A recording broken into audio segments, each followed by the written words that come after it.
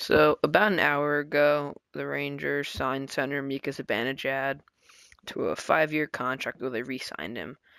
They agreed to terms the New York Rangers on a 5-year contract with an AAV of $5.35 million. Zibanejad was a restricted free agent. He was scheduled to have an arbitration hearing. So, right now, all these RFAs are really starting to get the arbitration hearings, and they're signing before that because obviously arbitration hearings really mess up teams and their relationship with players. He had 37 points in 56 games, so you could say he missed around 30 games. He'd probably have about 60 points if he finished the season, 60, 65 maybe. So I feel like he had 9 points in 12 Stanley Cup playoff games. So I feel like with this deal and the term and the money the Rangers given him, I think they're going to try and say he is going to be their number one center.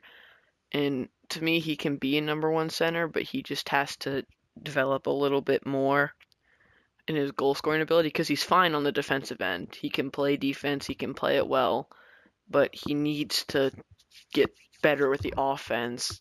Maybe put up like 70 points instead of 60 points.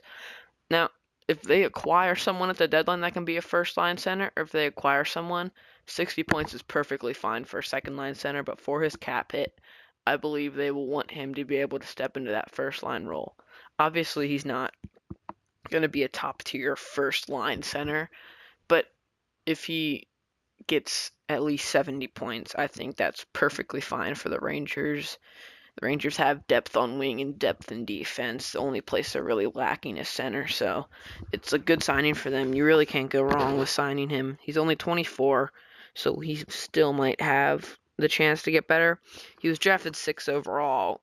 I don't know if he's necessarily lived up to that potential, but he was good in the playoffs, and he was good last year. You could even say maybe if he finished it out with the Rangers, he could have had 70 points last year, and then he's really going to be that first line center for him. But he needs to step into the role for his cap hit. He's going to have to step into the role and play that role for the Rangers. I mean, if you look at some of the plays, it's not going to be that hard for him because he'll have good players to play with. It's not like he has to be a Crosby and play with two young guys on ELCs.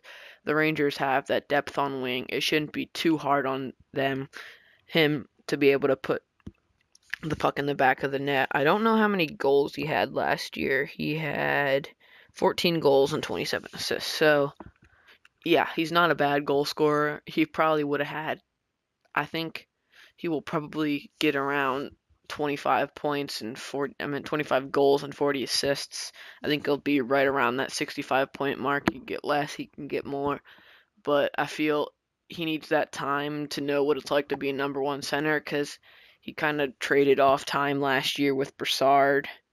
So I feel like with the signing after they get rid of Brassard, they're going to take Zibanejad on as their number one center, and they're going to go with that. I mean, not Brassard, Stefan. But I feel like with this signing, after getting rid of Stefan, the Rangers really want to head in the direction of having Zibanejad as their number one center, and I don't think Elias Anderson's going to be in the NHL, so I could see him trying to acquire, I don't know, maybe trying to acquire Henrik Zetterberg if Detroit's selling. I don't know, that could be interesting, or maybe even Henrik Sedin, but that's for a different video. But yeah, so good signing for the Rangers, good term. And I don't know, he's probably not the guy there, but it's really hard to acquire a guy to be your number one center. Number one centers, they don't just come cheap, but they get him for $5.35 million. That's a fine cap hit.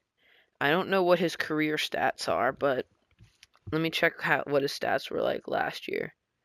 But Zibanejad, and he obviously had 9 points in the playoffs. He's a plus player.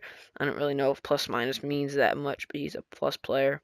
So the year before in Ottawa, he had 51 points in 81 games, but he's obviously playing behind Turris, who's probably on that number one role. Probably had to play a more defensive role in Ottawa, but he's improved ever since his first year in the NHL. He's improved.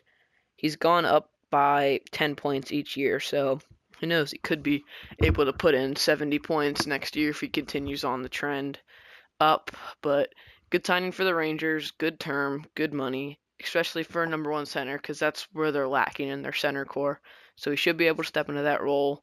I mean, it's good security for him with the contract. But yeah, I feel like there's everything to like about this contract.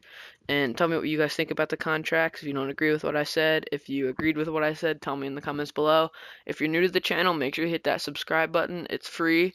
And if you enjoyed the video, make sure to leave a like. Yep, thank you guys for watching. There should be a season preview video coming out in a little bit, but I don't know. So thank you guys for watching. Bye.